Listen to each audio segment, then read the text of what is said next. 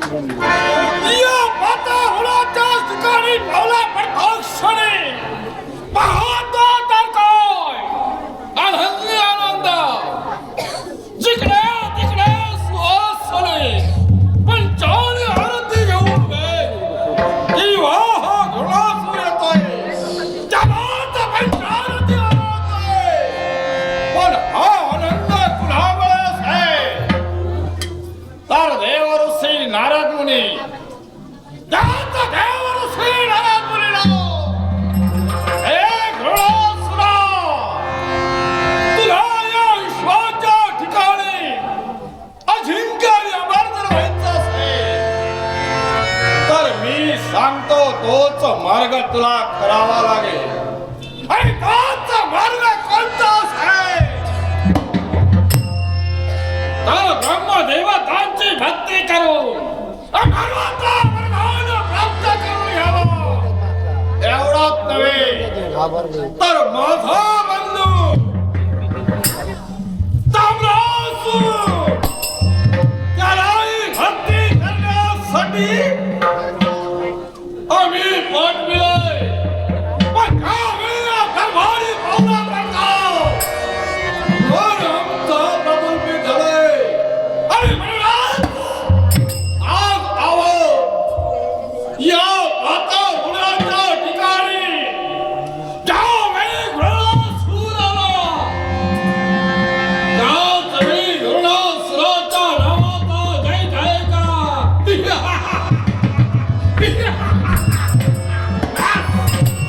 झाला आमच्या मनाचा समाधान पण आमचा बंधू भक्ती करण्यासाठी वेगळे त्याचं आगमन अजूनही दरबारात झालेलं नाहीये मग तोच केव्हा त्याची मान्यता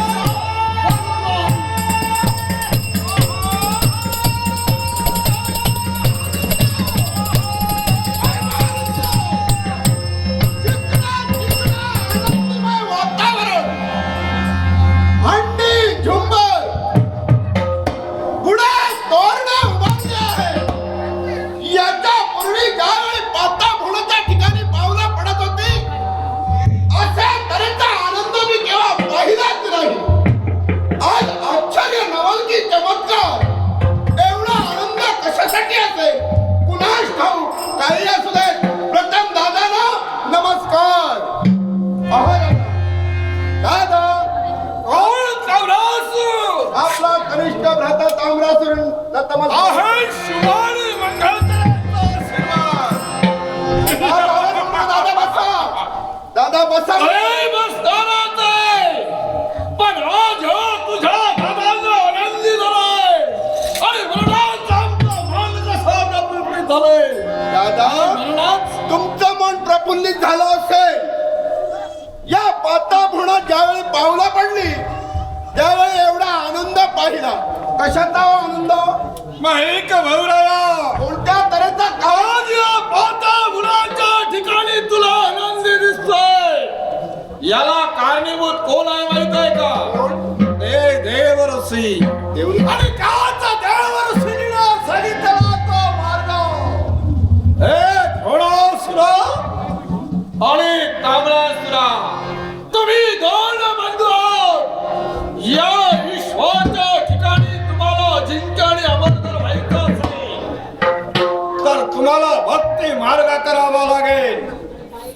आणि म्हणूनच देव ऋषीला सांगितल्याप्रमाणे हा तुझा बंधू मृत्यू लोकांच्या ठिकाणी जाऊन विरांची तुझी भक्ती करून त्यांचा वरदान मी प्राप्त केलाय आणि म्हणूनच आज ह्या तुला दरबारी आनंद आणि आनंद दिसतोय हा आनंद याच्यामुळे दिसतोय दादा म्हणजे अजिंक्य अमर तुम्ही झालात हो आणि म्हणून या पाता भोण्याच्या ठिकाणी हा एवढा आनंद उत्सव वा पण मला सांग रे ज्याप्रमाणे दादाने भक्ती केली त्याचप्रमाणे तुलाही भक्ती करण्यासाठी पाठविलं होतं. निश्चितच. मग तू भक्ती करून देवताला प्रसन्न करून घेतलं की नाही?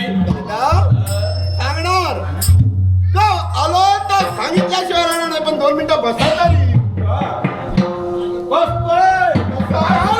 आज आनंदाच्या ठिकाणी दादाला आनंद झालाय म्हणूनच मी तुझ्या देवाची भक्ती करून आलायस की नाही याची विचारपूस करतो. दादा सर्व काही मी तुमचं अगदी शांतपणे ऐकून घेतलं.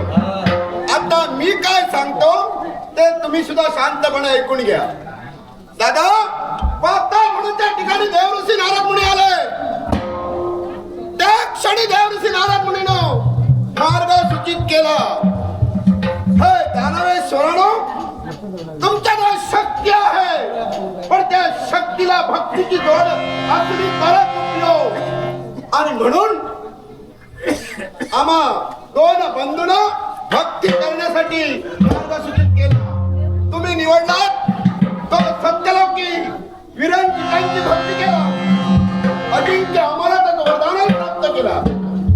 पण त्या क्षणी हा तुमचा बंधू ताम्रासूर कैलास पर्वतापर्यंत जाण्यासाठी मी सिद्ध झालो. भोलेनाथांना तन मन धन चरणी अर्पण करून भक्ती मी त्यांच्या चरणात प्रयत्न केला. एवढी भक्ती चरणाची अर्पण केली. पण मी केलेली भक्ती देवाच्या चरणावर रुजूच झाली नाही. आणि म्हणून देव प्रसन्न झाला नाही.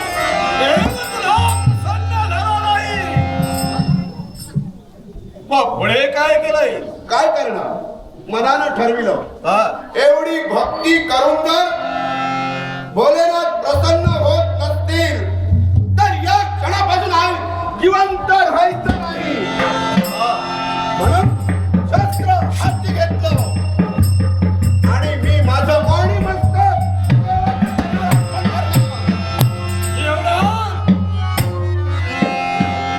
एवढ्यात ठाम असे शब्द ऐकू आले. हे ताम्रासूर काय करतोय? या विश्वात तरी तुझ्यासारखा भक्त होणे नाही. चल नेत्र उघडून पाहतो तर काय सगुण स्वरूप माझ्या समोर उभं. देव प्रसन्न झाला. देवानं मला कसोटीच्या कड्यावर उभं केलं होतं. माझी कसोटी घातली आणि त्याच कसोटीला मी परिपूर्ण झालो. त्याकडे दर्शन दिलं.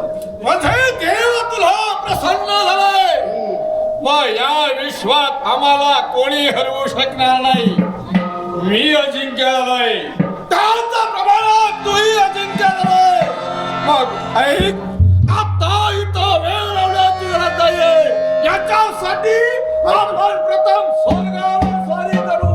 देवतांना विजयी प्राप्त करून देण्यासाठी. दादा तुमचं म्हणणं अगदी तंत बरोबर आहे. तीळ मात्र शंकाच नाही.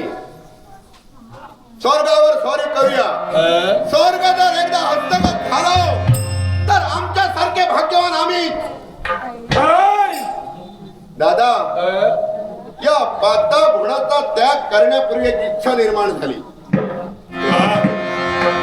मध्ये तुला इच्छा निर्माण झाली. आजपर्यंत या दादाने केव्हाही तू इच्छा परिपूर्ण करण्यासाठी तत्पर झाले नाही. पण मला सांग, तुला जी इच्छा अशी कोणती इच्छा आणि ती आम्हाला ऐकून. दादा माझ्या अंतःकरणाच्या ठिकाणी वावणारी इच्छा अगदी चांगल्याचीच आहे. आणि ती इच्छा कोणती असेल? तुम्ही अजिंक्य अमर आहात. त्याचप्रमाणे मी सुद्धा अजिंक्य अमर आहे. बरोबर ना? आज या क्षणापासून ही राजगादी हे पाताळाचं साम्राज्य लेखनी अंकुश लगाव न्यायाची सूत्र माझ्या स्वाधीन करा. वा बंधू शोकड कसा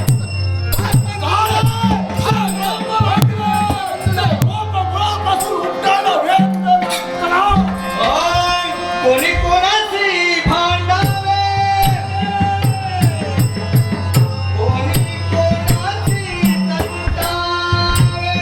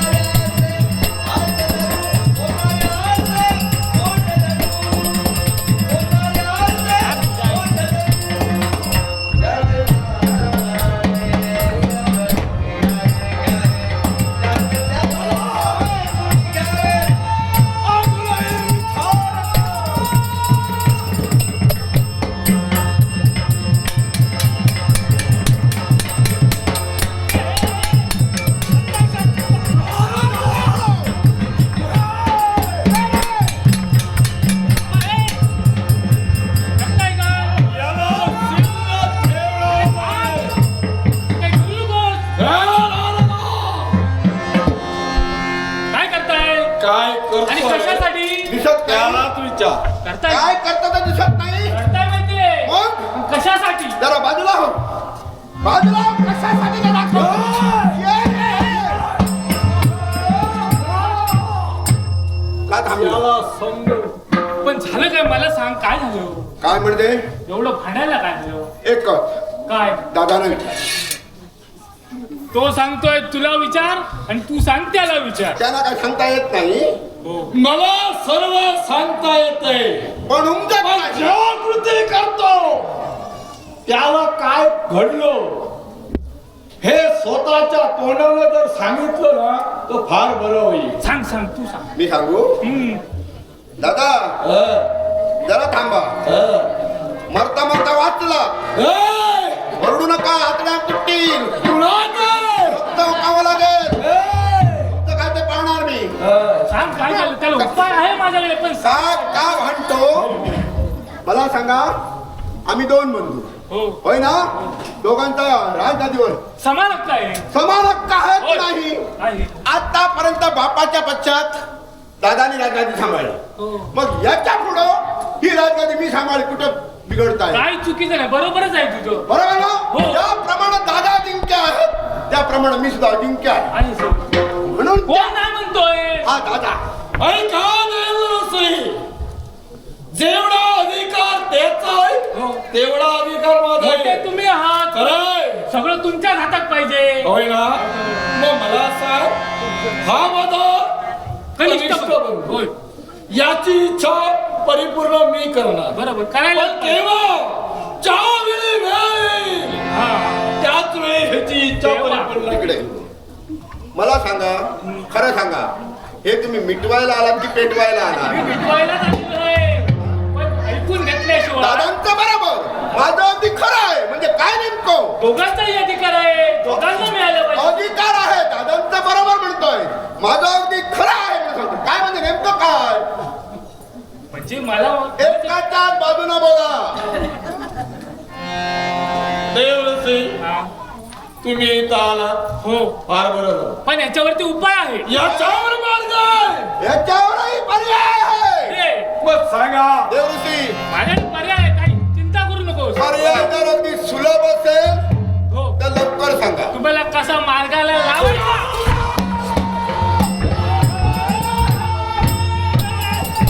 म्हणजे तुम्हाला चांगला मार्ग कसा दाखवायचा चांगला मार्ग काहीतरी म्हणून बोलताना बोला. अर्धवट माणसाने बोलून जाऊ नये. बोलता बोलता पूर्ण बोलावं. तुम्ही ऐकूनच घेत दादा, नाही दुसरं बोलत असताना आपण मध्ये बोलू बोलू नका. नये हा. जर सरळ स्पष्ट मला दादाना सर्वांना कळण्यासारखं बोला. हो. नपेक्षा काय करीन ठाऊक आहे. वरचं वर आणि खालचं खाली नको, करून नको. देईन. उपाय आहे काय? तुम्ही देवतांची भक्ती करत अमर झाला पण आता मृत्यूला जावं लागेल हो हो मृत्यू लोकांचा काय संबंध आहे? हो ही उपाय राजधानी आमची आहे. काहीतरी मृत्यूलोकात राहणारे जे राज्य करते त्यांना तुम्ही जिंका आणि जो कोण पहिला येऊन या राजगादीवरती बसेल त्याची राजगादी असेल हो हो होय हो. पण पण त्याला दिशा आहे आता पण कशाला? पण दिशेने जायला नको शेरे? हो दोघांनी दिशा वाटून देतो म्हणजे एक तू जाशीलच एका मार्गाने बरं. हा दुसऱ्या मार्गाने जाईल ज्या राज्यातून दादा गेले त्याच राज्यातून मी जाता उपयोगाचा नाही. म्हणून एका मार्गाने मी दुसऱ्या मार्गाने दादा गेले पाहिजे. ऐकूया दिशा कोणत्या? पूर्वेकडून दक्षिणेकडे एकाने जावा आणि उत्तरेकडून पश्चिमेकडे एकाने काय? हो हो हो बरोबर आहे. हो हा. जावा. योग्य उपाय शोधला. पण देवऋषी, या पाटा गुणाचा राजकर्ता आम्ही आहोत. हो मग याच्यासाठी हा माझा कनिष्ठ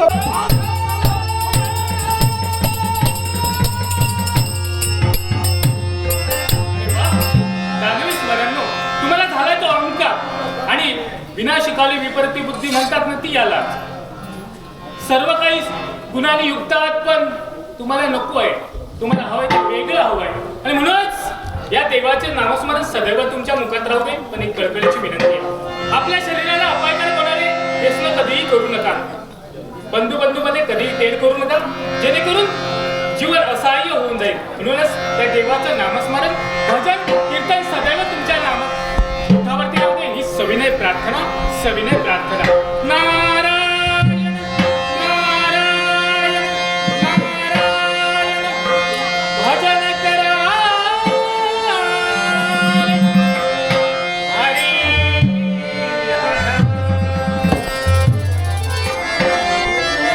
भजन करा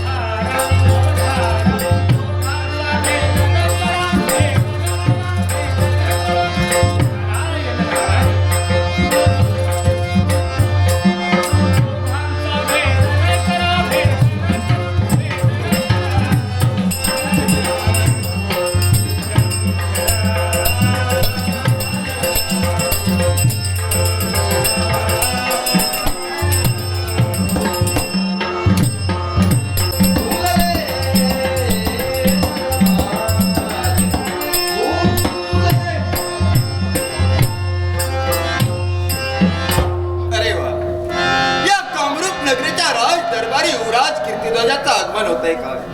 उपस्थित तमाम मानकरी बलदार चोपदार अमात्य सेनापती सर सेनापती सारे जण आपल्या आसनी उठून उभे राहिले. मान मानकरी हो, तुम्ही माझ्यापेक्षा ज्येष्ठ आहात, मी तुमच्यापेक्षा कनिष्ठ आहे, पण तरी सुद्धा एका युवराजाला तुम्ही जो सन्मान दिला, तुम्हा साऱ्यांना माझा आदरपूर्वक प्रणाम. या कामरूप नगरीचे राजकर्ते म्हणजे राजे शुभाऊ, आमची पितृ देवता आज कुलगुरूंच्या दर्शनासाठी गेलेत आणि जाते राज दरबाराची सूत्र आमच्या हाती देऊन बाळ कीर्तिध्वज कुलगुरूंच्या दर्शनापासून पुनश्च माघारी येईपर्यंत या प्रजेचं लालन पालन संरक्षण करणं ही बाळ तुझी जबाबदारी. पितृ देवतेची आज्ञा शिरसावन्य मानली. ही राज दरबाराची सूत्र हाती घेऊन या दरबारात न्यायदानासाठी मी उपस्थित राहिलो. कारण प्रजेचं संरक्षण करे राजकर्त्याचं कर्तव्य आणि तेच कर्तव्य अगदी तंतोतंत पालन करण्यासाठी आम्ही आमच्या जीवनात तत्पर होते. गजांत लक्ष्मीचं राजवैभवच्या सदनी वास करते. सारी सुख आमच्या समोरात होते.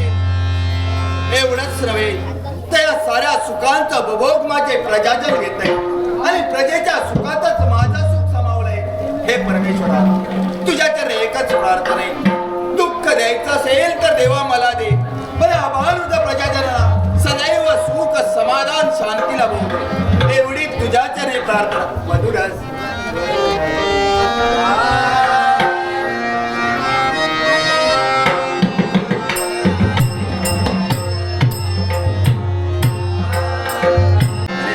काय पाहतोय मी? हे त्रैलोक्य हा देवऋषी नारद मुनी मनातील सर्व इच्छा परिपूर्ण होतील असा आशीर्वाद. सुस्वागतम. हा. या राज दरबारी आपलं स्वागत आहे. अतिथी आसनी विराजित व्हावं. अरे युवराज, मी बसलोही असतो, पण एक तुला जे सांगायचं आहे ना, ते ऐकल्यानंतर तुझ्या पायाची जमीन सुद्धा सरकून जाईल. असं काय कथन करण्यात या राज दरबारी आपला तू धाव रे.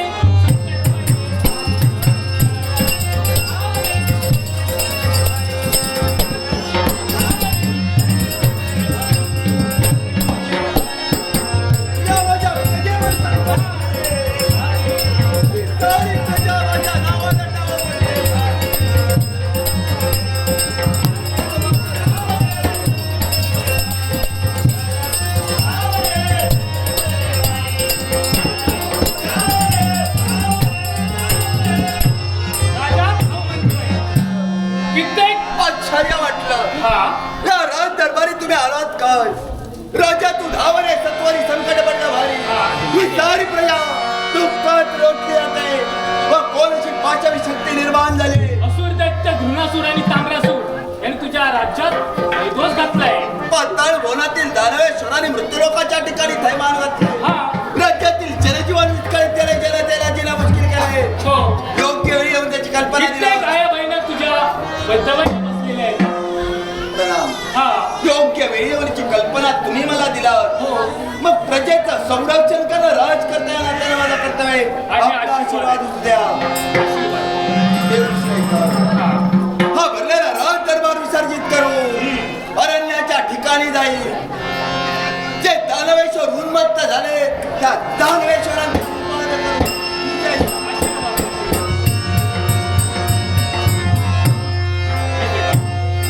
सदैव तुझा कृपा असतं माझ्या पृष्ठभागीमध्ये. तुझं नाम सदैव माझ्या मुखात गायला हवंय. म्हणूनच जीवा हा तळमळे तुझ्या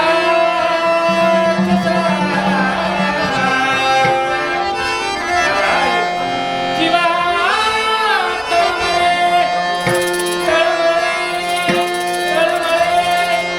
तुझ्या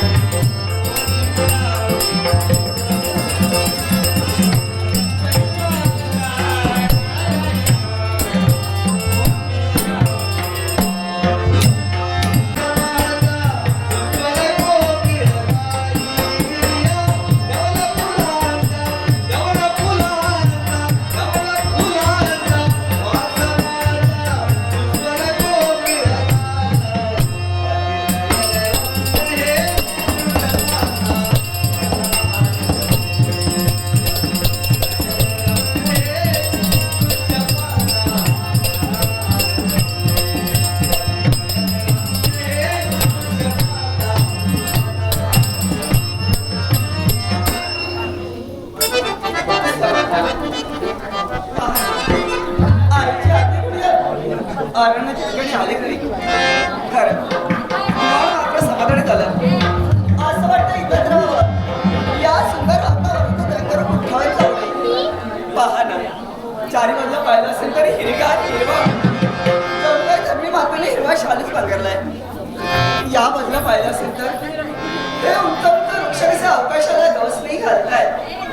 हा झुळझुळ वाहणारा झरा पंख पसरून नाचणारा फळा फुलांनी बहरलेला हा समुद्र हा झुळझुळ वाय झरा पंख पसरून नाचे मयूर फळा फुलांनी बहरला असमंत सारा वसंत ऋतू भरला सर्व चरण नागण लागून जावं संगीताने सुरात हरवावं आणि आपण मात्र आपल्या मनात समाधान करावं.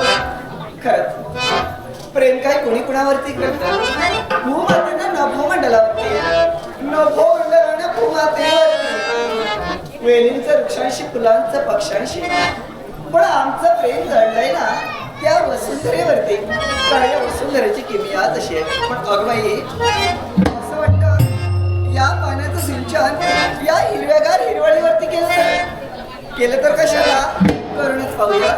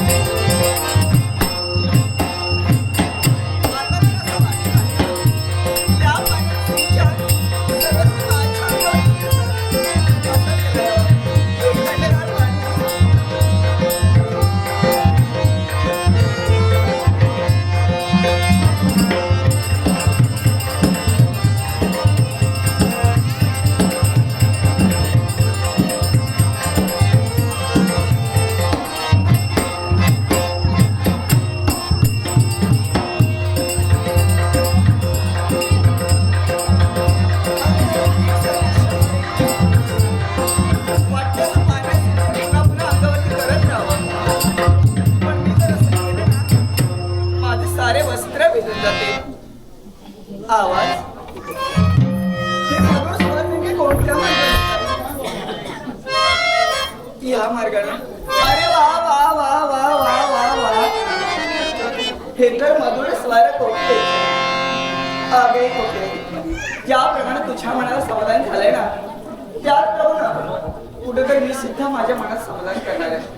आणि पहा ना, या आम्र वृक्षाच्या फांदीवरती ही राहू आणि महिन्याची जोडी जणू काहीतरी एकमेकांना सांगण्याचा प्रयत्न करतात. काय सांगत असते? पाहिलं, ओळखलं, काय सांगत माहितीये का? माझा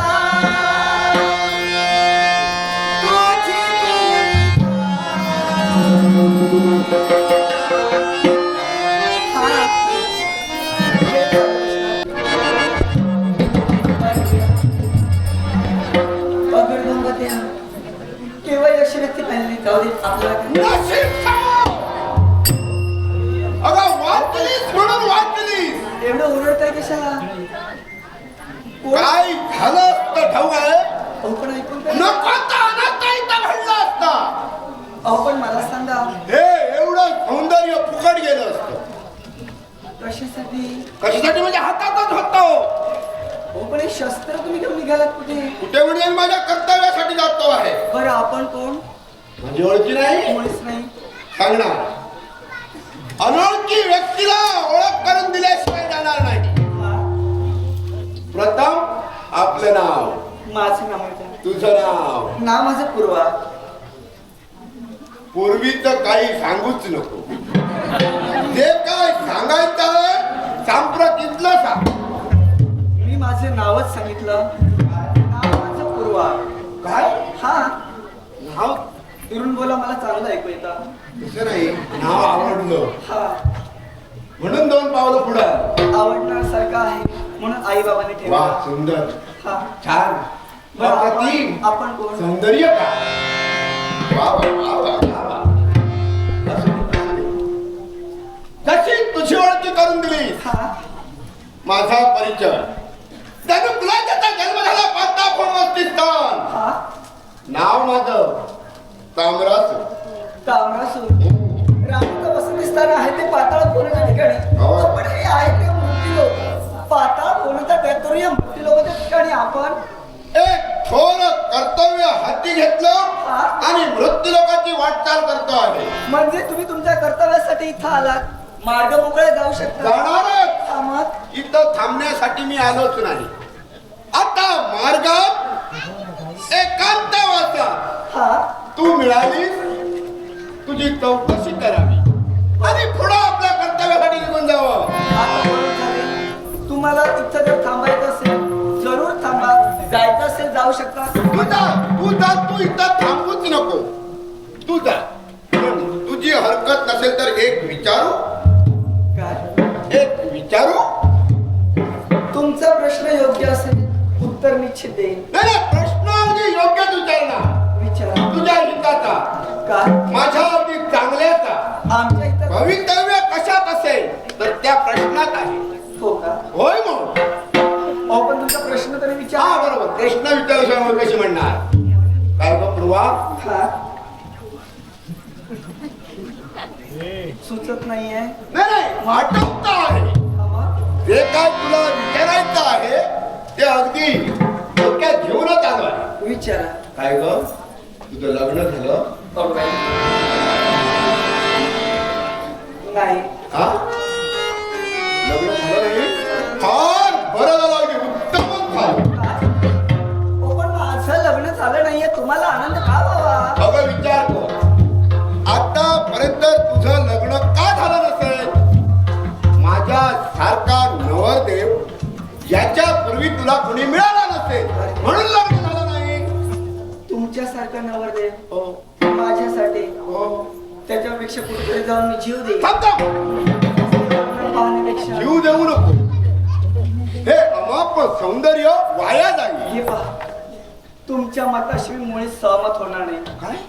तुमच्या मनातील इच्छेशी सुद्धा मी मुळीच सहमत होणार नाही. कृपा करा, दयावंत वा मार्गाने चला. काय ग पूर्वा, माझं आश्चर्य मला वाटू लागलं. नापासून तर करायला काय माझ्यात कमी काय आहे? दानवेश्वर, तुमच्यात काय कमी आहे किंवा काय जास्त आहे याच्याशी माझं देणं घेणं नाही. वाईट दिसतो. पण लग्न हे दोघांच्या सहमतीनं हो, होतं, बरोबर. माझ्या एकट्याच्या सहमतीनं नाही. हो. पण या लग्नाला माझी सहमती मुळीच काय? नाहीये. राहू शकता. मी तुला आवडलं नाही? अगं विचार कर, ही संधी तुझ्या जीवनात चालून आली आहे. मुळीच नाही. ऐश आराम गाजा गिरजात कशाचीच कमी पडू देणार नाही. तुमच्या आयुष आराम दादा कीर्ताची मला मुळीच गरज नाहीये. मी कुणाशी लग्न करू कुणाशी करू नये सर्वस्वी माझा निर्णय आहे. तेव्हा दानवेश्वर, तुमच्याशी बोलण्यात मला जास्त धीर तुमच्याशी बोलण्यात मला जास्त धीर सुद्धा वाटत नाहीये. जाऊ शकता. काय? अगदी टोकाचा निर्णय. माझ्याशी तू प्रेम करणार नाही, मुळीच नाही. माझ्याशी लग्न करणार नाही. करूही नको. माझ्याशी लग्न करू नकोस. जबरदस्तीनं मलाही तुझ्याशी लग्न करायचं नाही, कारण जबरदस्तीनं केलेले लग्न माझा संसार सुखाचा होईल सांगता येणार नाही. कारण कदाचित माझ्या हट्टानुसार तू माझ्याशी लग्न करशील सुद्धा, पण लग्न केल्यानंतर माझ्या संसारात रममाण तू होणार नाही. तुझा लक्ष बाहेर असणार दुसऱ्याजवळ. याच्यासाठी तू माझ्याशी लग्न करूच नको. पण पूर्व एक गोष्ट लक्षात ठेव, हट्टाला भेटलेला तांबडा सोड. या क्षणी तुझ्या सौंदर्याचा उपभोग घेतल्याशिवाय तू जाणार नाही. ज्या प्रेमाच्या अभिलाषेला तुम्ही माझ्या जवळ प्रयत्न करताय, ते प्रेमाच्या दिशेने केव्हाही वाटचाल करणार नाही. लक्षात ठेवा. वा, म्हणजे काय करशील तू? पण तुमची इच्छा म्हणजे परमेश्वराची इच्छा नव्हे. या विश्वात घडतं ते परमेश्वराच्या इच्छेने घडतं. परमेश्वराच्या इच्छेशिवाय या विश्वात वृक्षाचं पाणी हलू शकत नाही किंवा धुळीचा कणही उडू शकत नाही. तेव्हा मुकादर आल्यावर त्यांचा घेऊन ज्या परमेश्वरानं म्हणतेस, त्याच परमेश्वरानं कदाचित मला ही बुद्धी दिली असेल तुझ्याशी लग्न करण्याची. मग काय न करतेस सांग पूर्वा.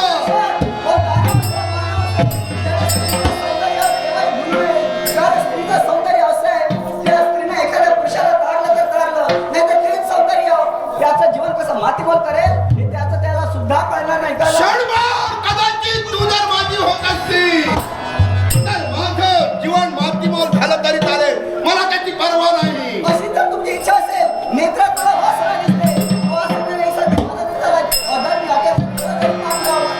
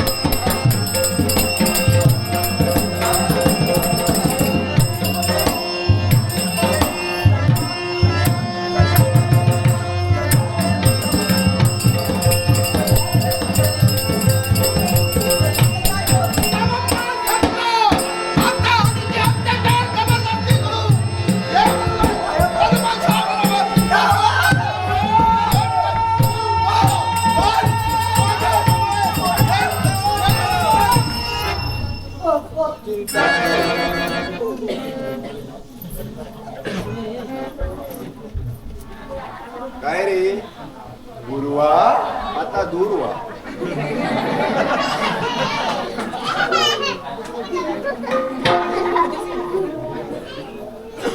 आवाजात एवढा बदल. अगं हे पूर्वा, पूर्वा ये.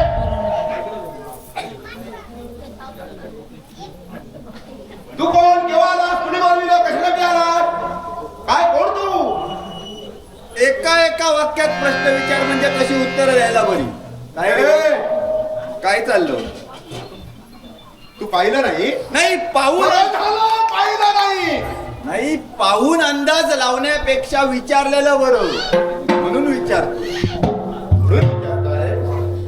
हे जे चाललं होतं पूर्वाचं आणि माझं प्रेम,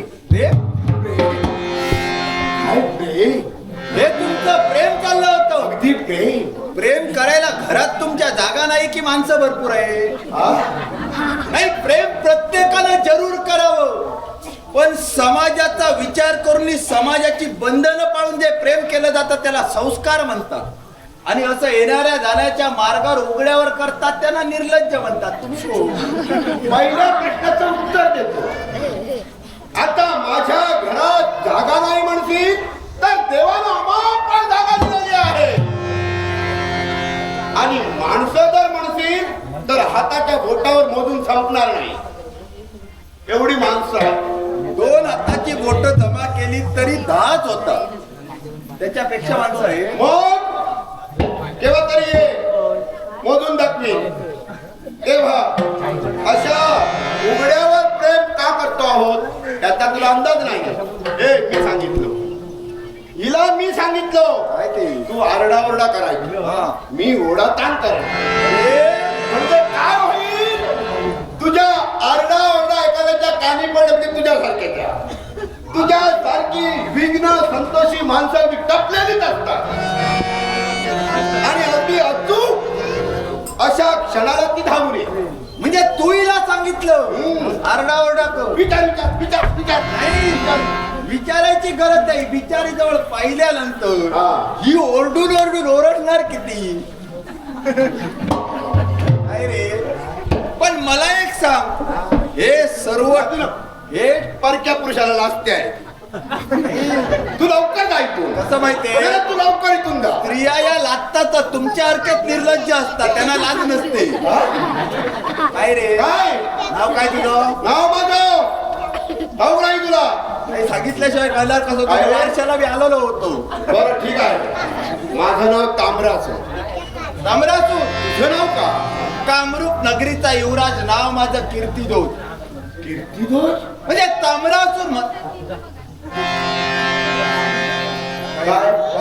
तांबरासूर म्हटल्यानंतर तू पाताळ म्हणतला. हो.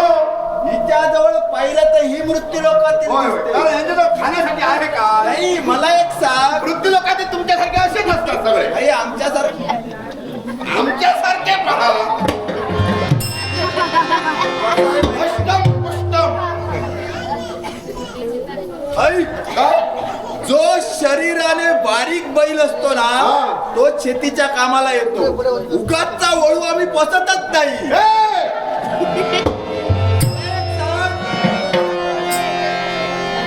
तुझा जन्म पाताळ मोलाच्या ठिकाणी झाला, होय होय. ही मृत्यू लोकातील. हम्म. मग मला एक सांग, तुझ्या पाताळ भवनीत मुली नाहीत की तिथली तुला कोण देत नाही म्हणून इकडे आला? अरे काही बोलतो. आई बोलतो याला कारण आहे. कारण एखादा मुलगा ज्यावेळी लांबची मुलगी केव्हा पाहतो?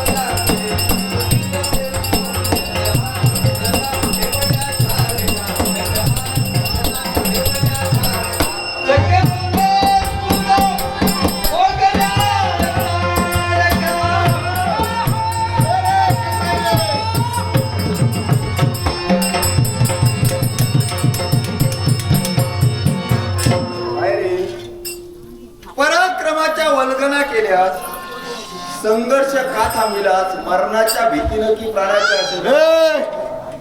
मरणाला मी घाबरत नाही. मरणार मी सुद्धा आहे, मरणार तू सुद्धा आहे. जगात जन्मलेला प्रत्येक जण मरणार आहे. होय ना? मरणाला मी घाबरत नाही. फक्त युद्ध थांबण्याचं कारण एकच, पळून जाणार. कोण तू? मी संघर्ष चालू झाल्यानंतर एकतर जय न पेक्षा पराजय दोन प्राप्त होतात. बरोबर. आता याच्यातील दोघातील तुझ्याकडे एकही नाही. पळून जाणार. म्हणजे पळूनच जाणार. पळून जाणारा मी नाही दिसतोय तसा. पळून जाण्यात माझ्या रक्तातच नाही. तेव्हा पळून जाणार नाही. मी इथून जाणार. इथं थांबणार नाही. मी इथून जाणार. पण कसा? मी माझ्या पायाने चालत जा. नाही चालत जाण्यापेक्षा सरपटत जा. जाणारे निश्चित. मी डोक्यानं सुद्धा जाऊ शकतो. तू मला सांगू नको. नाही जाशील. युद्ध थांबण्याचं कारण आहे. आणि इकडून गेल्यानंतर उतारत आहे. डोक्यानेच जावं लागलं. ऐकून घे. युद्ध का थांबिलं? मी माझ्या पहिल्या भेटीत मी माझ्या वैऱ्याला कधी ठार मारत नाही. मी जीवदान देतो. कदाचित जीवनात सुधारला तर सुधार. समजा न जाणू न कळे. कदाचित भविष्यात त्याच वैऱ्याची माझी जर भेट घडून आली तर त्याला मी भूमीवर उभा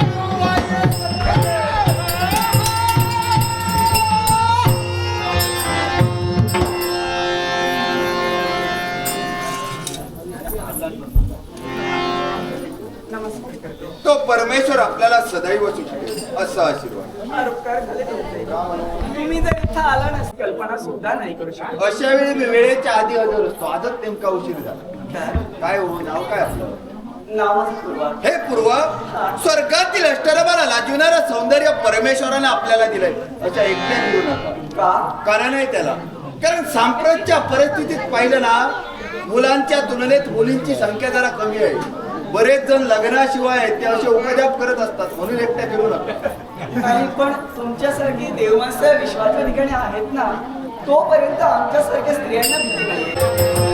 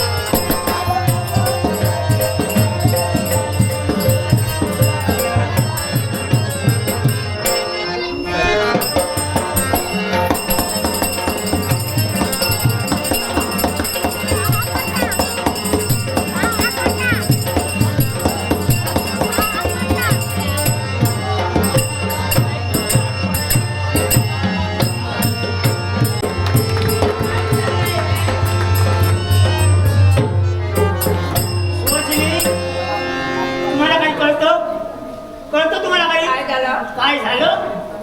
मला विचारल्यापासून आपली एवढी मोठी मुलगी आता लग्नाचं तिचं वय झालंय आणि असं असताना माझ्या संमतीशिवाय तिला अरण्याची शोभा पाहण्यासाठी तुम्ही पाठवून दिलं तर कसं? तिची इच्छा होती ना. हो तिची इच्छा म्हणजे काय झालं? पण अरण्यात गेल्याच्या नंतर एखादा व्याघ्र येईल, एखादा सिंह येईल, एखादा भयंकर प्रसंग घडेल, रडत कुणाला बसावं लागणार. अहो तुम्ही तर विचारच करू नका. अहो विचार तुम्ही विचार का करता? का करता म्हणजे एकुलती एक मुलगी.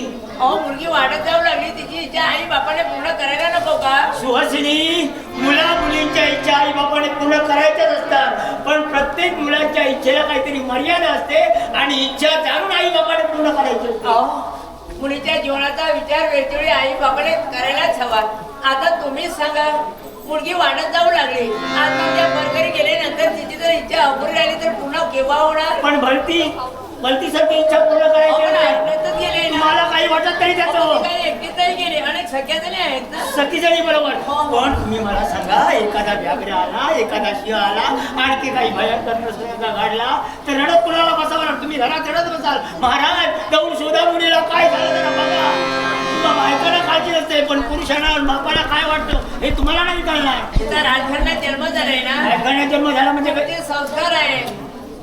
आलेल्या प्रसंगाला धैर्याने तोंड देऊ शकेल.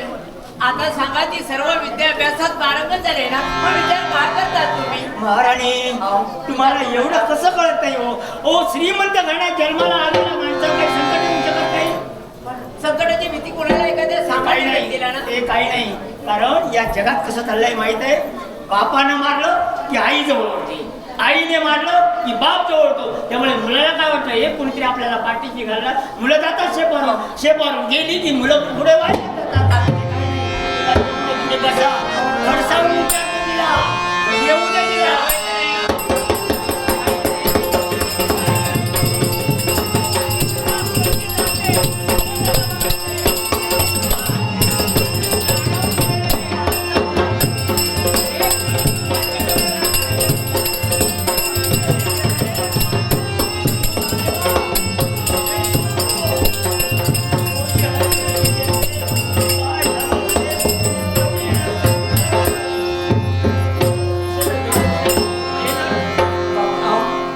पाहिलास का? काय माहिती नाही हो. अहो, तिरस्काराने काय करतात? काही काही आली ना.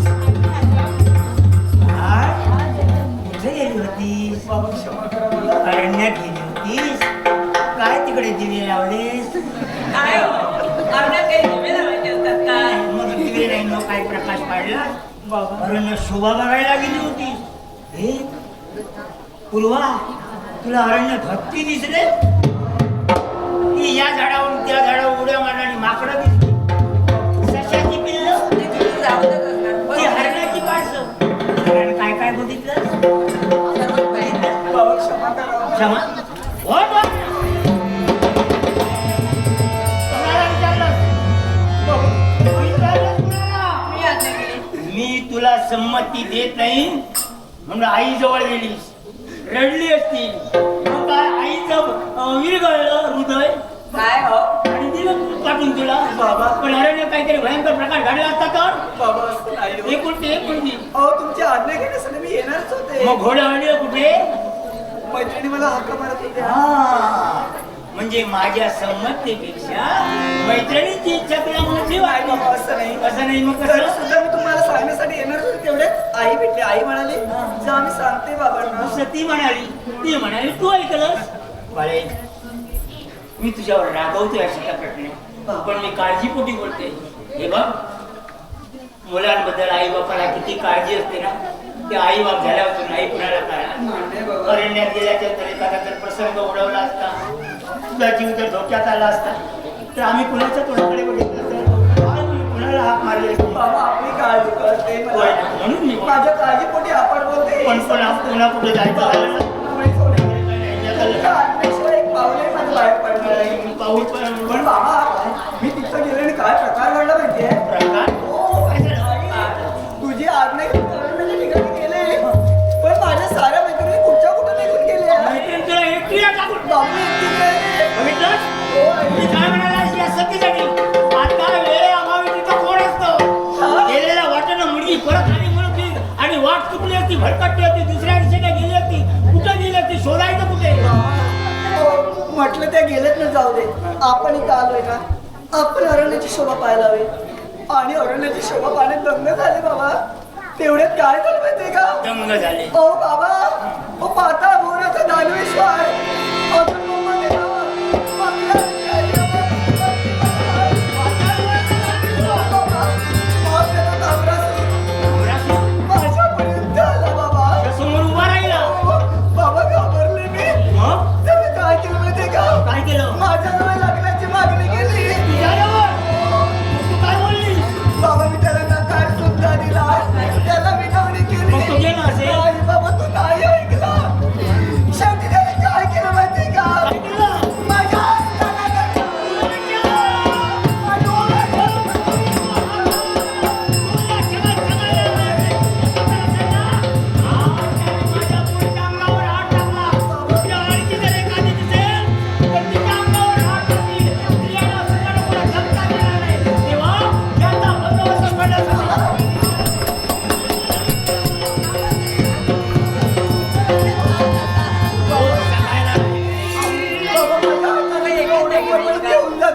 मग तेवढ्यात हवा वाचवा संकट समय सहाय्य करे शब्द माझ्या मुखातून बाहेर पडले. तेवढ्याच तेवढ्यात देव माणसाचं तिथं हात देवाचं जोडायला. येणं देवाचं नाही. महादेवा कृपा केली देवाचं येणं झालं. मग त्या देवाची विनवणी करून देवाला आणायला हवं होतं. त्याला आपण मकरात बसवलं असतं. त्या देवाची आपण पूजा घातली असती. बाबा देव नाही मग देव माणूस देवाचा आला. पण एक माणूस तिथं देवाच्या रूपानं माणूस तिथे आला आणि त्याने प्रसंगातून त्याने मुक्त केलं. मला वाटलं देव आला तर आपण त्याला मकरात बसवलं असतं. नाही मग तो आहे कुठं? त्याला इथं आणायचं नाही का? बाबा इथं घेऊन आले द्वारापाशी ठेवलेलं आहे. इथे हो पण बाबा तुम्हा दोघांची आज्ञा झाल्याशिवाय इथं कसं घेऊन येणार? हे संस्कार माझे आणि मला न विचारता गेली ना हे संस्कार हिचे. पण आली ना. तेव्हा आता त्याने आणलंय ना अगं प्रवेशद्वार उभं का करून ठेवलं?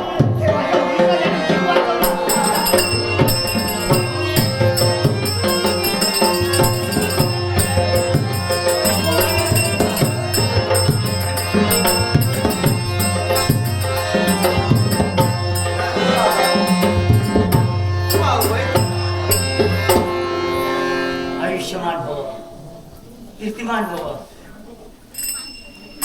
यशस्वी हो. माझे जरा आश्चर्य वाटतं. आश्चर्य की झालात का? नाही हे बघून आशीर्वाद वाढवत आहेत म्हणून आश्चर्य. खरोखर आत मी देवासारखे धावून आला आणि माझ्या एका मुलीचं संरक्षण केलं हो. एक काळजी मिटली.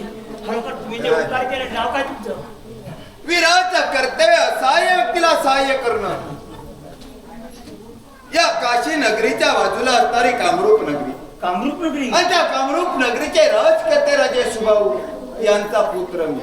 नाव माझं कीर्तिध्वज. किती ध्वज. खरोखर तुम्ही धन्य आहात.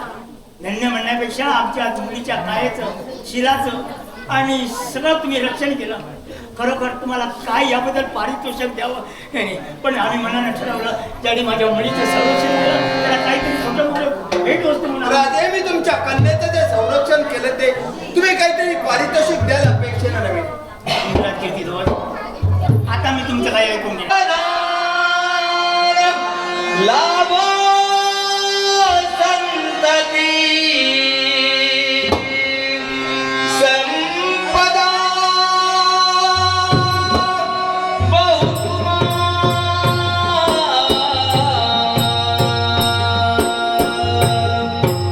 लाभो तहे सद्गुण आलोनी स्थिर कर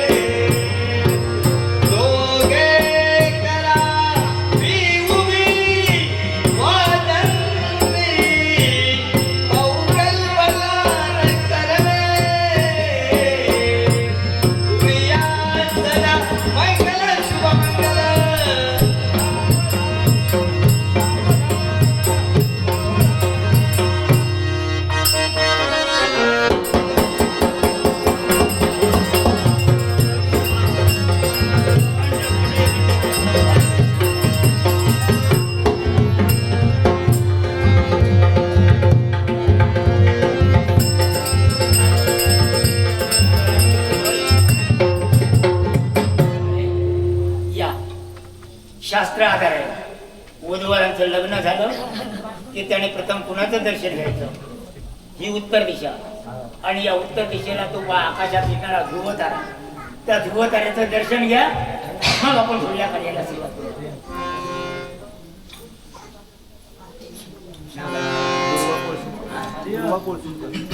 नाट्य शिको दुर्वा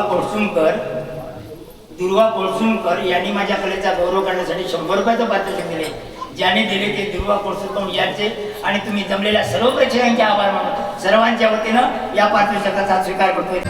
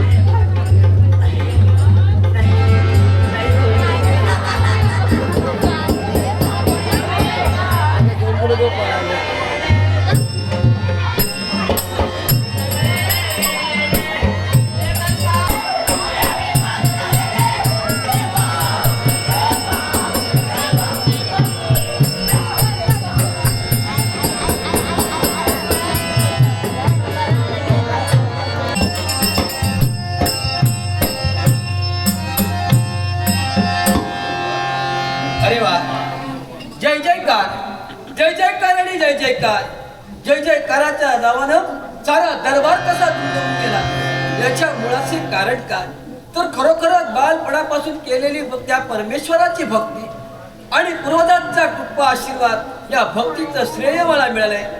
कळू लागल्या दिनापासून भक्ती करतो त्या देवतेनं पिताजींची आज्ञा घेतली आणि भक्ती करण्यासाठी काशी क्षेत्राच्या ठिकाणी गेलो. खरोखरच आतापर्यंत भक्तीचं श्रेय केवढं मोठं आहे. पिताजींच्या शब्दासाठी बालपणातून तारुण्यपणात पदार्पण केल्यावर पिताजींची इच्छा बाल तरुण राज पिढीला तरुण राज करता हवंय.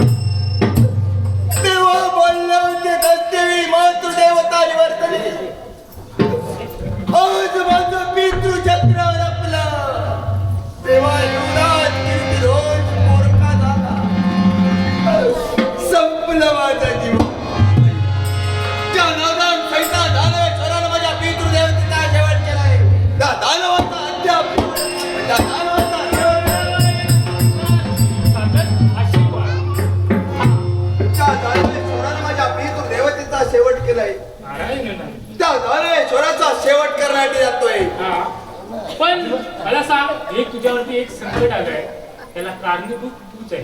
मी हा हे घडलंयला कारणीभूत मी आहे. हा कोणचा पूर्वजन्मी पाप माझ्या हातून घडलं होतं म्हणून हा दुर्दैव प्रसंग माझ्या जीवनात उभा राहिला. पाप नव्हे, केलेलं पाप नव्हे. जी तू पत्नी तुझ्या जीवनात अर्धांगिनी म्हणून स्वीकारली आहेस ना, तिचं भाकीतच असं आहे. जिथे जिथे ती जाईल तिथे तिथे त्याच्यावरती संकट येणार आहे. देवऋषी कसं शक्य आहे? शक्य आहे. ज्या पूर्वाशी मी विवाह केला हा तिच्यामुळे घडतंय, हे कसं शक्य आहे? कारण हा जो घात झाला तो तिच्यामुळे झालेला आहे. म्हणजे तुमच्या म्हणण्यानुसार हा माझ्या पत्नीचं विधिलेख माझ्या पत्नीचा भाकीतच असं आहे हा की ज्या ज्या ठिकाणी ती जाईल त्या त्या ठिकाणी संकटामागून संकट येणार आहे. आज माझ्या पितृदेवतेचा शेवट झालाय, माझ्या जीवनातील प्रथम संकट आहे. अजून पुढे किती असतील? भविष्यात माझी पत्नी जर का माझ्या सानिध्यात राहिली असेल ती माझी लाख प्रजा संकटात जाणार आहे.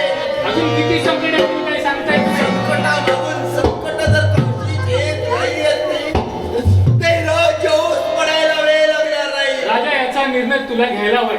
मला पुढील कर्तव्यासाठी निघायचे. हा याचा निर्णय मी निश्चितच घेईन, हा पण जो मी निर्णय घेणार आहे त्या निर्णयात मला धाडस व्हा. आशीर्वाद आहे. आशीर्वाद. स्वामी, असा कोणता अपराध माझ्या हातून घडलाय? या अपराधाची शिक्षा तुम्ही मला अशा प्रकारे देता? अहो, जसे आज माझ्या पितृदेवता शेवट झाला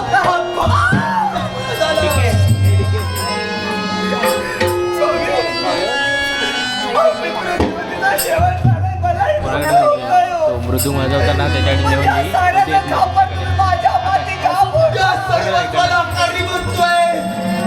तुझा विधिलेख तुझा भाकीतच असं आहे की अवधसे ज्या ज्या ठिकाणी तू जाशील त्या त्या ठिकाणी संकटामागून संकट आहे.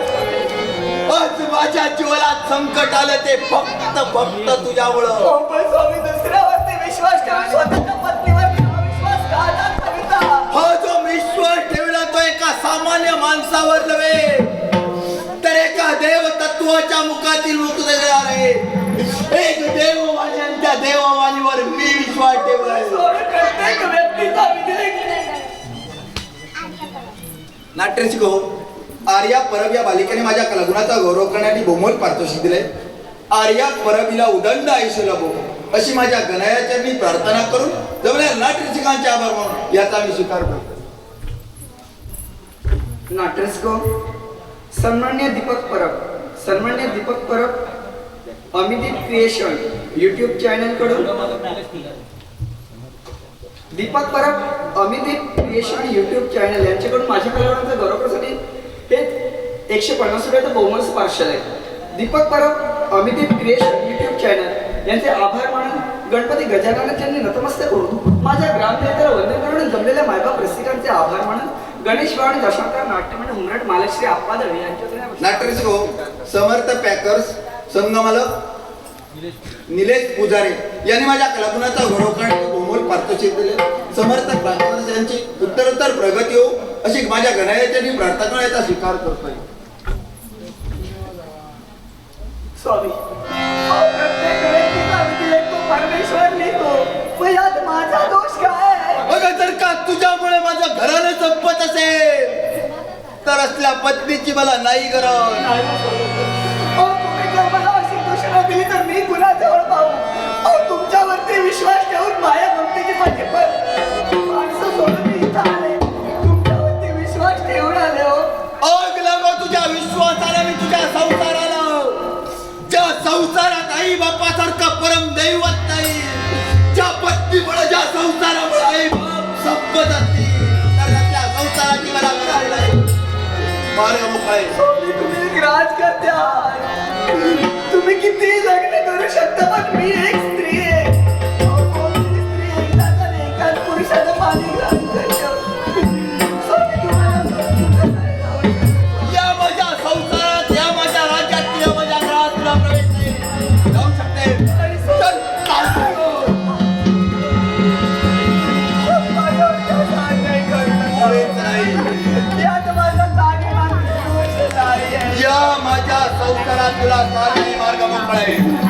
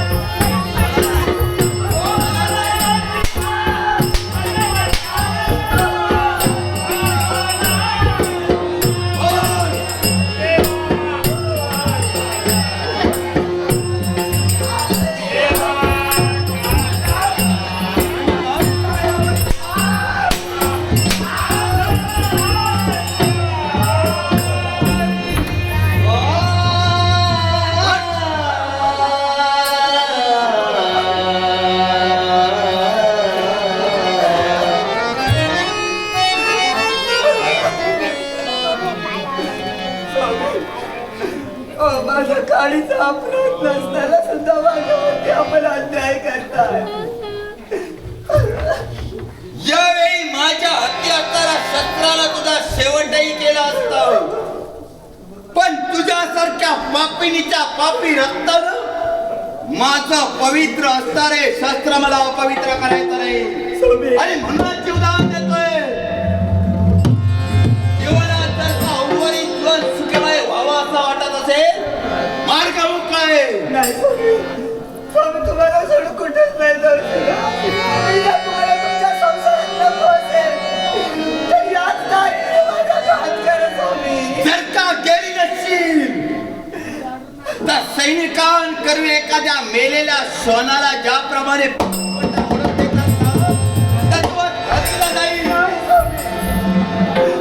माझ्या काळीसाठी अपराध नसताना सुद्धा मला तुम्ही माझ्यावर अन्याय करताय. पण स्वामी लक्षात ठेवा, एक ना एक दिवस या तुमच्या कर्तव्याचं पश्चाताप होईल.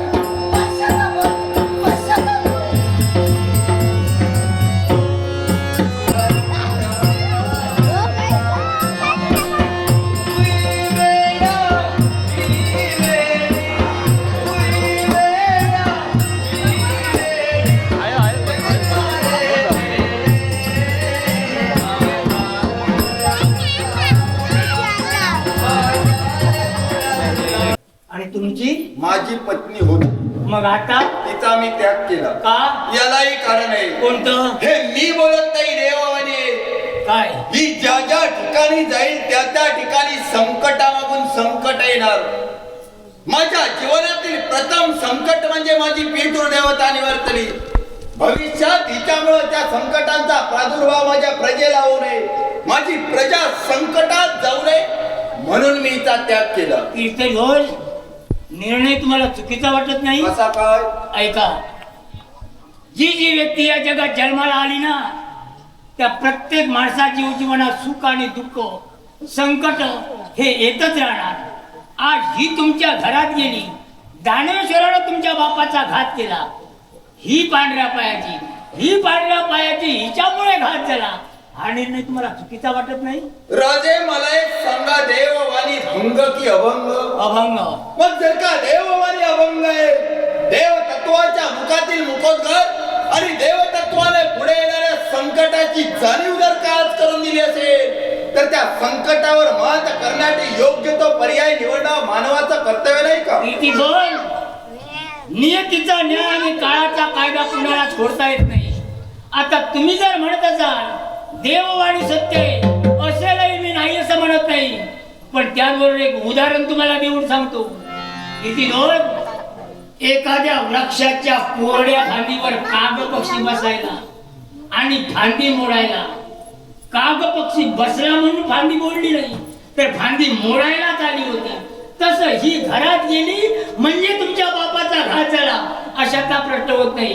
दुसरी गोष्ट, एखादी गर्भवती स्त्री प्रसूतीच्या वेळी मुलाला जन्म देते, आई मरते, मूल वाचतं. पण मूल वाचलं, आई मेली म्हणजे मुलाला दोष देऊ नये, कारण त्या आईचं आयुष्य तेवढं होतं म्हणून त्या क्षणाला ती मेली. मग राजे, जर का तुम्ही असं म्हणत असाल नियतीचा न्याय आणि काळाचा कायदा विश्वास कोणी करू शकत नाही, तर त्याच नियतीप्रमाणे प्रत्येक प्राणीमात्राचा जन्म झाल्यानंतर 5व्या दिवशीच्या रात्रीने 6व्या दिवशीच्या सुरुवाती 6वी भालपट काढते. त्याप्रमाणे प्रत्येकाच्या जीवनात जर का घडत असतं, तर असं समजा हिचा संसार अर्ध्यावरच बोलणार, असा 6वीचा भालपट समजा निघा. किती दोन, संसार कशाला म्हणतात? कारण लग्नाच्या वेळी तुम्ही आम्हाला शब्द दिला, शब्द हा विषय बाजूलाच राहू दे, पण एकच्या नवऱ्याच्या विश्वासावर एक परकी मुली परक्याच्या घरात प्रवेश करते, ती नवऱ्याच्या विश्वासावर करते. आज संसार म्हटल्याच्या नंतर एक 2 चाकी रथ असतो. रथाची दोन्ही चाकं जर सुरळीत चालली तर रथ जाऊन इच्छित स्थळी जाऊन पोहोचत असतो, पण एक चाक जर स्वतः कोण मांडण्याचा प्रयत्न केला तर संसार धुळीला जातो. आज लक्ष्मीच्या रूपाने घरात आलेली माझी मुलगी तुमची पत्नी, आज तिला जर तुम्ही घराबाहेर पडली तर आणखी संकट यायला काही उशीर लागणार नाही. राजे, लक्ष्मी कुलाला म्हणावं, कुणाला म्हणजे जिचा घरात प्रवेश होता तुम्ही म्हणावं, पण तिचा घरात प्रवेश झाल्यानंतर सुखीमय असणारं जीवन जर का उद्ध्वस्त झालं असेल तर तिला औदसाच म्हणावं. हाच तर जगातल्या माणसाचा वेडेपणा आहे. कारण एखादी कोणतीही स्त्री असू द्या, ती जर खरोखरच आपल्या चालीरीतीप्रमाणे रीतिरिवाजाप्रमाणे आणि आपण करतोय का हे जर पद्धतीने जर ती वागली असेल तर संसार गरिबीतही सुखाचा होतो आणि संकट येणार पण त्या संकटाला तोंड देणं हे प्रत्येकाचं कर्तव्य आहे. राजा मी एक प्रजाप्रिय राज करताय. राजानं स्वतःच्या नात्या गोत्यांपेक्षा स्वतःच्या प्रजेचा प्रथम विचार करायला हवा. व्यक्ती कुणी असू द्या, एका व्यक्तीमुळे जर का लाखांचं जीवन आणि संसार उद्ध्वस्त होत असतील, लाखांचे जीव जर का धोक्यात जात असतील तर एका व्यक्तीच्या बाबतीत निर्णय घेणं कधी योग्य. एकच मी तुम्हाला सांगतोय, कारण भावाचे काही फरक पडत नसेल ना तर तसा तुमचा निर्णय स्वीकार करणार नाही. मग आता माझा निर्णय का तुमचं प्रेम तिला मिळणार नाही, तुम्ही तिच्याकडे पाहू शकणार नाही.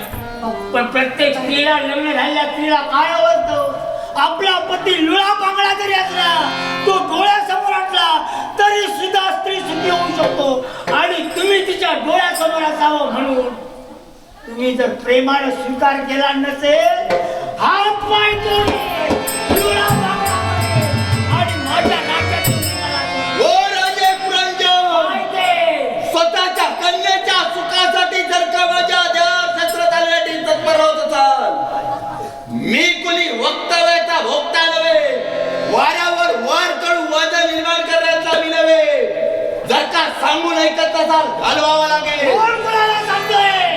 मग माझा ठरलेला निर्णय हात पाय डोळा माझ्या मुलीचा सांगितलं तुम्हाला. आतापर्यंत झाला तो सामप्य आणि तुमचा सन्मान जर का वादी प्रतिवादी बरोबर शास्त्रम प्रतिशास्त्र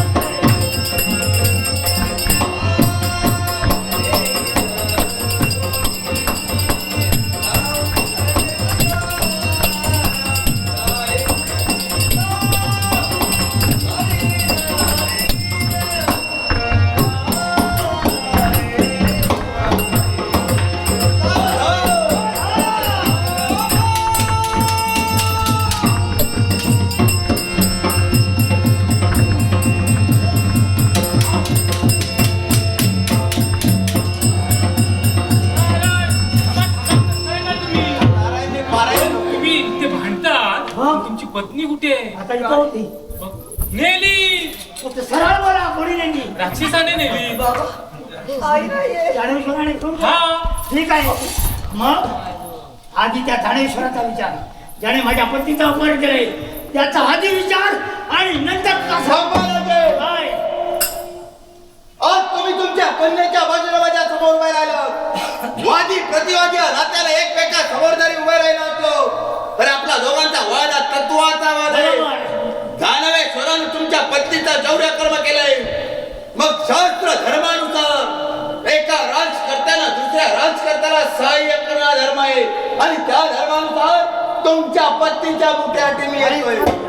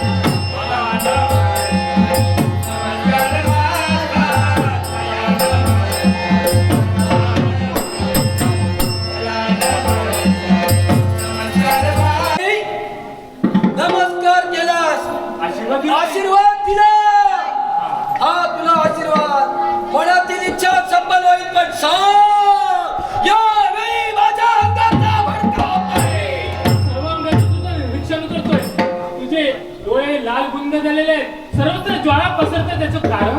याच्या मुळाची एकच कारण, आज माझ्या मनात शंका निर्माण होत आहे.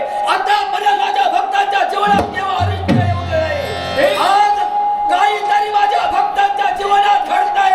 हेच अरिष्ट तुझ्या भक्तांवरती आलेलं आहे. ताम्रासूर आणि घृणासूर यांनी त्यांचा छळ केलेला आहे. काय असा कोणता भक्त माझ्या भक्ताच्या जीवनात ताम्रासुरानं कीर्तित्वाचा छळ माजवलेला आहे त्यांनी. चल मी असा जर असेल या क्षणाचा त्याग करू माझ्या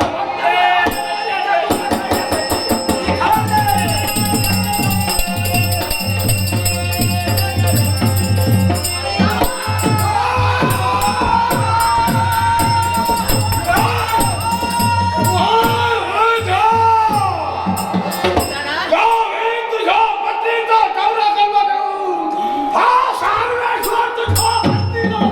अंगाला स्पर्श करण्याचा अधिकार आहे.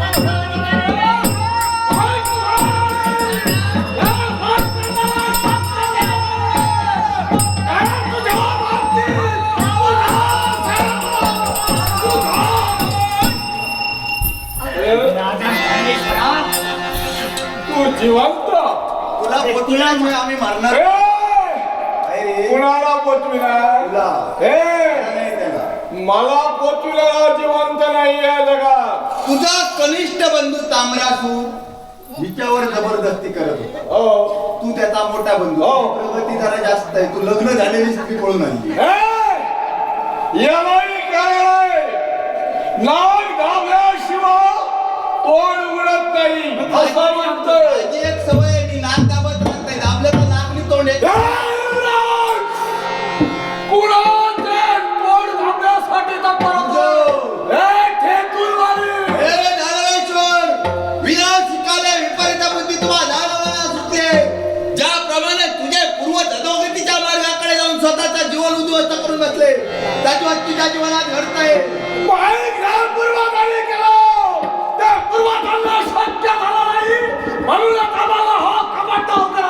स्वतःच्या पापाचे राहून जो पापाचा पर्वत तू उभा केला आहे, त्या पर्वतावरून कडे लोट करून तुझा जीवनाचा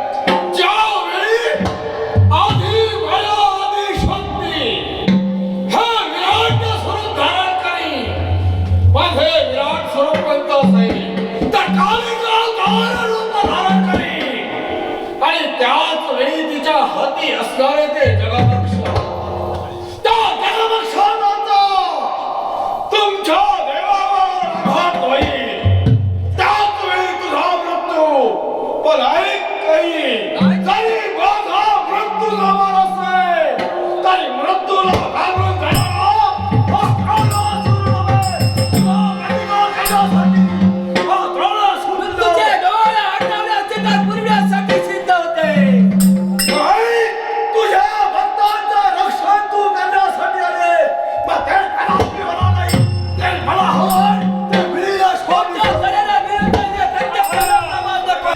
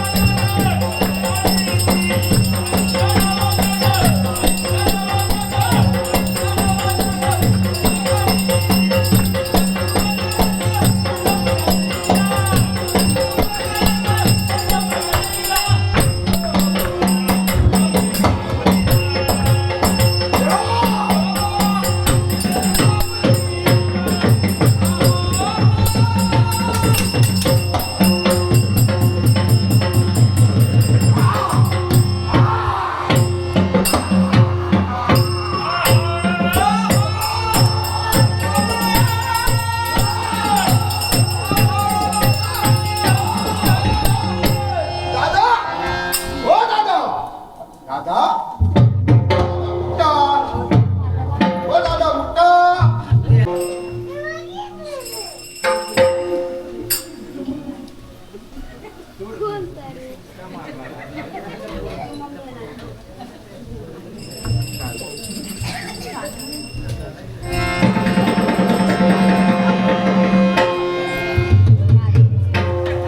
ही व्यक्ती कोण हा पुतळा की काय काय समजावं का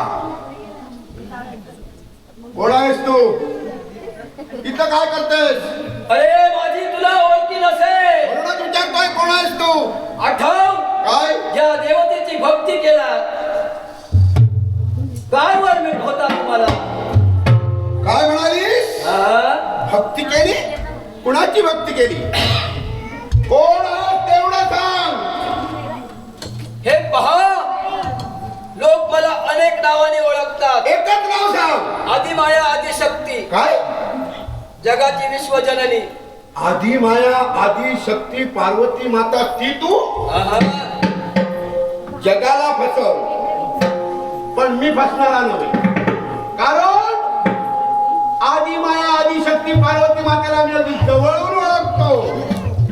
त्यावेळी भोलेनाथांची भक्ती करण्यासाठी कैलासवरती गेलो त्या क्षणी गिरिजा माता त्यांच्या समयात होती तिथंही मी आशीर्वाद घेतलेला आहे. तेव्हा ती कुठं आणि तू कुठं काय तोंडी कोण तू अरे ज्यानं ज्यानं माझी भक्ती केली त्या भक्तांच्या जीवनात वेगवेगळ्या प्रकारे संकट येतात आणि त्या संकटाचं निवारण करण्यासाठी वेगळी वेगळी रूप घ्यावी लागतात. रूप हा हा. हे रूप म्हणून तू रूप कुणी मला भावानी म्हणतात कुणी मला आदिशक्ती म्हणतात कुणी मला कालिका म्हणतात काय हा दुर्गा देवी म्हणतात. म्हणजे हे रूप आहे ते कालिकेचं की काय हे रूप आहे ते 11 विग्रह कालिकेचं रूप. मग हे रूप आत्मधारण करण्याचं कारण काय एक कोणतं माझ्या भक्तांचं जनजीवन विस्कळीत करण्यासाठी सिद्ध झाला.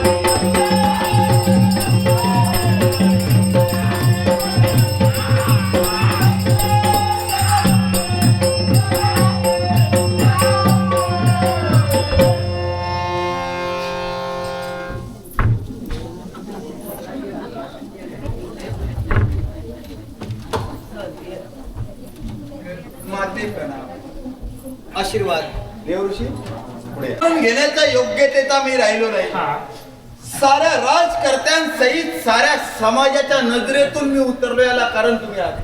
माते मला तुझ्याकडून उत्तर हवंय. देवऋषीने मला कथन केलं की माझी पत्नी ज्या ज्या ठिकाणी जाईल त्या त्या ठिकाणी संकटामागून संकट येणार. हिच्यामुळे भविष्यात माझी प्रजा संकटात जाऊ नये म्हणून तिच्या मनात नसताना सुद्धा मी तिला मारधोड करून माझ्या घराच्या संसारातून बाहेर घालविलं. मग सांग माते, या जगातील एक अपराधी नवरा म्हणून ठरविला गेला, याला कारण काय? हे पहा, त्या कन्येमुळे तुझ्या जीवनात संकट निर्माण झाली असं तुझं मत आहे. पण ती कन्या म्हणजे सामान्य नव्हे. माझं ना यांचं मत. हे आता गप्प आहे, तेव्हा नको तेव्हाच बोलतात. तर ती म्हणजे पुढे सामान्य नव्हे, पूर्वजन्मीची राजकन्या होती ती. आणि तिच्याकडून कळत नकळत दुर्वास महामुनींचा अपमान झाला. त्याच वेळी दुर्वास महंताने तिला शाप दिला, पुढील जन्मी एका राजघराण्यात जन्माला येशील, पण तुझ्या जीवनात अनेक संकट निर्माण होतील. माते, मागील जन्मी हिच्याकडून दुर्वास महामुनींचा अपराध घडला, म्हणून दुर्वास महामुनींनी शाप दिला की पुढील जन्मी एका राजघराण्यात तुझा जन्म होईल. आणि जन्म झाल्यानंतर ज्यावेळी तुझं लग्न होईल त्यावेळी ज्या ज्या ठिकाणी तू जाशील त्या त्या ठिकाणी संकटामागून संकट येईल. हिला मिळालेला शाप ही भोगत असते वेळी हिच्या संकटांचा प्रादुर्भाव इतरांना होऊ नये म्हणून देवऋषींकरवी तुम्हाला कथित केलं. आणि म्हणूनच हिचा शाप फक्त हिने भोगावा म्हणून आम्हा साऱ्यांपासून तिला दूर घालविलं. पण मला एक सांग माते, दानाला दक्षिणा, प्रतिज्ञेला प्रमाण, पराक्रमाला पारितोषिक, तद्वत शापाला उशाप ठरलेले. मग दुर्वास महामुनीला शाप दिला, त्या शापाला उशाप काय? उशाप दिला होता ज्यावेळी कालिकेचं दर्शन तुझ्या जीवनात होईल त्यावेळी तू शापमुक्त होशील. पाहिलं, मागच्या जन्मी दुर्वास महामुनी तुला शाप दिला होता, पण पुढल्या जन्मी राजघराण्यात जन्माला आल्याच्या नंतर दुःख भोगशील, प्रत्येकाला संकटात टाकशील. पण कालिका मातेचं दर्शन झालं आणि तिचं तू दर्शन घेतलं तर तू शापमुक्त. जा, वेळ घालू नको, तिचं दर्शन घे आणि शापमुक्त हो.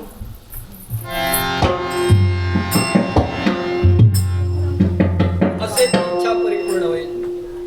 राजे, ज्यावेळी हिचा आणि माझ्या विवाहाचं तुम्ही नियोजन केलात त्यावेळी विवाह प्रसंगी मी तुम्हाला शब्द दिला होता की तिचा जीवा पलीकडे सांभाळ करीन, तिच्या नेत्रात केव्हाही अश्रू येऊ देणार नाही. पण दिलेला शब्द मी मोडला. या निष्पाप जीवाला आपल्या मागील जन्मी काय घडलं, या जन्मी काय घडतंय याची कल्पना नव्हती. पत्नीच्या दुःखाच्या काळात पतीने साथ द्यायला वेळ, पण तिच्या प्रसंगाच्या काळात मी तिचा त्याग केला. क्षमा मागण्याच्या योग्यतेचा मी राहिलो नाही, पण क्षमा करतो मला. घडलं ते सोडून द्या. देवीच्या कृपेने आता सारं काय ठीक नाही. किती दोष, याच्यात तुमचाही दोष असेल असं मी म्हणू शकत नाही. कारण हे कालचक्र आहे. या कालचक्रात किती माणसं गुरफटतील, कुणामुळे कुणाच्या माती दुःख येईल. कारण हा नियतीचा न्याय आहे. आणि शेवटी काय, याच्यातून काय निष्पन्न करायचं होतं तर मातेने सांगितल्याप्रमाणे हिला शापमुक्त करण्यासाठी या कालिका मातेनं हे रूप धारण केलं आणि ती आता शापमुक्त झाली.